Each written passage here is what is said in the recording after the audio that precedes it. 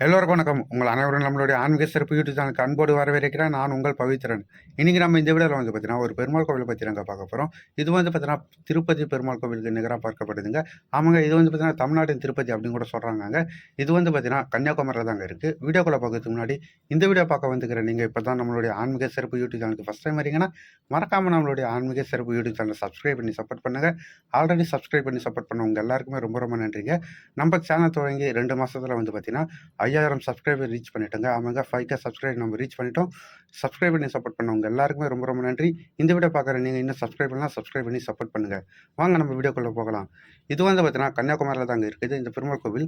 இது வந்து பார்த்தீங்கன்னா, திருப்பதியில் இருக்கிற வெங்கடாச்சலபதி அவங்க தாங்க இந்த கோவில் கட்டியிருக்காங்க. அவங்க திருப்பதி தேவஸ்தானம் தான் இந்த கோவிலை கட்டியிருக்காங்க.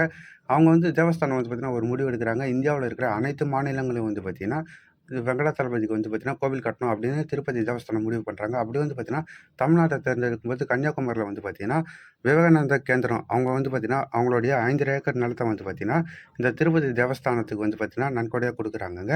அப்படி கொடுத்த இடத்துல வந்து பார்த்தீங்கன்னா, 22.5 கோடியில் வந்து பார்த்தீங்கன்னா, கோவில் கட்டியிருக்காங்க. இது எப்போ கட்ட ஆரம்பித்தாங்க பார்த்தீங்கன்னா, 13 ஜூலை 2013 வந்து பார்த்தீங்கன்னா, கோவில் கட்ட துவங்கியிருக்காங்கங்க. இந்த கோவிலை வந்து பார்த்தீங்கன்னா 2 அடுக்கா கட்டியிருக்காங்க. மேல் தளம், கீழ் தளம்னு. மேல் தளத்தில் வந்து பார்த்தீங்கன்னா, மூலவர் வெங்கடாச்சலபதிக்கும், பத்மாவதி தாயாருக்கும் வந்து பார்த்தீங்கன்னா, ஆண்டாளுக்கு, அப்புறம் வந்து பார்த்தீங்கன்னா, கருடாவிற்கு இவங்களுக்குலாம் வந்து பார்த்தீங்கன்னா, தனித்தனி சன்னதிகள் அமைச்சிருக்காங்கங்க.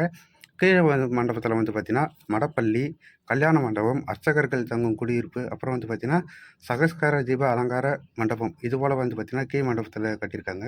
இப்படி 2 அடுக்கா கட்டியிருக்காங்க இந்த கோவில். இந்த கோவிலோட கட்டுமான அமைப்பு பார்ப்பதற்கு வந்து பார்த்தீங்கன்னா, அவ்வளோ சூப்பரா இருக்குங்க.